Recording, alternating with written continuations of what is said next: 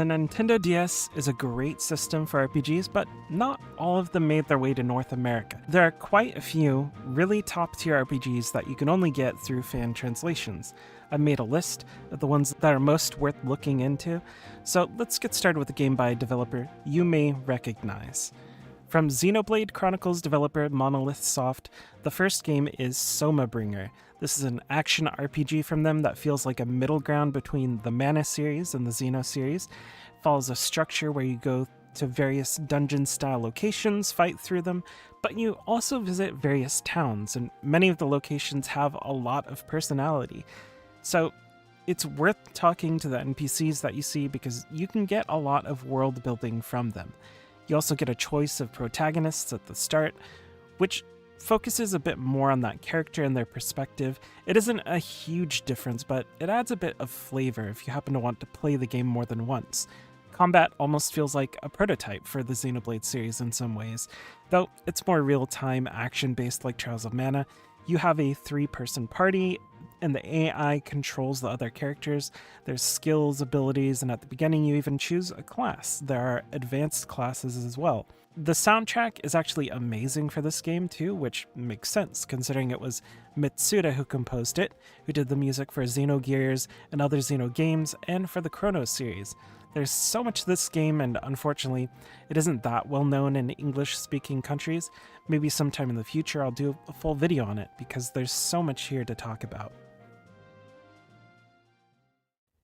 Ni no Kuni made waves for the PlayStation 3 when it released in North America, due to the amazing visuals from Studio Ghibli, but Ni no Kuni started as a Nintendo DS game in Ni no Kuni Dominion of the Dark Djinn. The PS3 version was a remake to this game, with a lot of differences, and it wasn't necessarily an upgrade in every way. The Nintendo DS version of Ni no Kuni has more of a traditional turn-based combat system that focuses on utilizing Imagine, which are creatures that you can tame and use in battle. These creatures level up and evolve, and it's really fun to play with that system. I honestly wish they had kept something more like this in the remake, including the turn-based combat. There's also a magic book that comes with the game that you need in order to play. Inside, there's a lot of information, importantly spells. In the DS game, you cast spells using the stylus, and these spells do a wide variety of things. They can open up new areas, allow you to levitate, find hidden items, interact with puzzles, and even travel between worlds. There are also different areas that don't show up in Ni no Kuni, Wrath of the White Witch, and all the graphics are much different than the PS3 version. I think it's well worth playing, even if you've already played the newer version.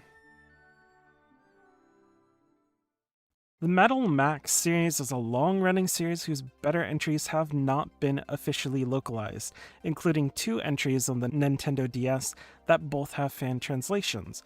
Metal Max 2 Reloaded is a remake of the Super Famicom game that adds a lot to it. These are very open games, think like the SaGa series, but even more of an open sandbox.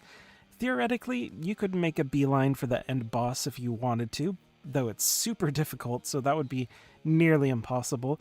Another unique thing about the Metal Max series is the tank system. As you gain more money and skill, you can get bigger and better tanks, which are crucial for fighting many of the enemies and exploring the world.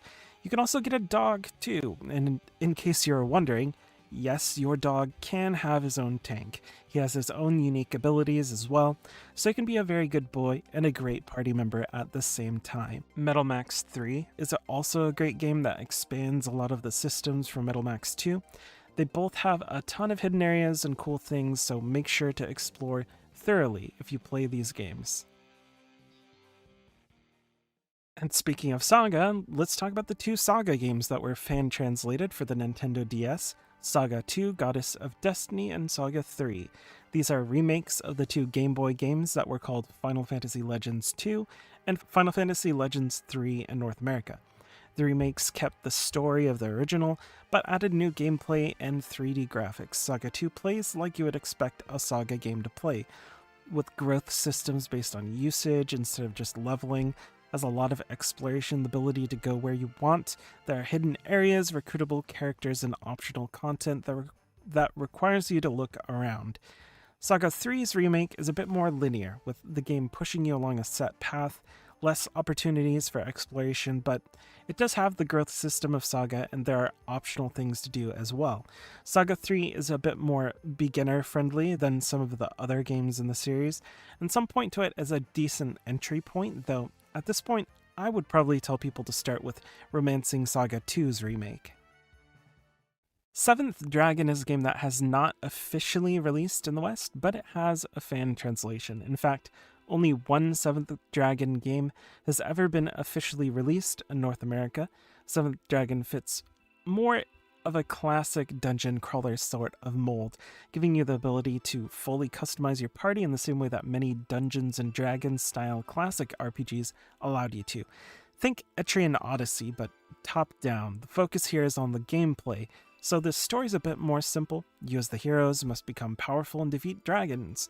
Since it's more focused on gameplay, there's a lot to the systems here, a good variety of classes to choose from, challenging turn-based combat, and optional bosses with hidden loot to go and find. And if you enjoy this game, there's a sequel with a fan translation that is also on the Nintendo DS called Seventh Dragon 2020.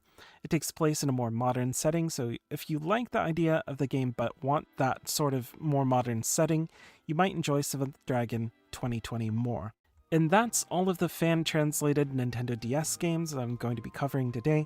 A lot of these games are really good, well worth going back to. The DS was one of those consoles that has a ton of great games. If there are any fan-translated Nintendo DS games that you love, let me know about them in the comments. I always like to learn about all sorts of games. Maybe you can help someone find their new favorite. I do videos on JRPGs, Western RPGs, and story-based games, so if you enjoyed the video, make sure to subscribe. Thanks for watching.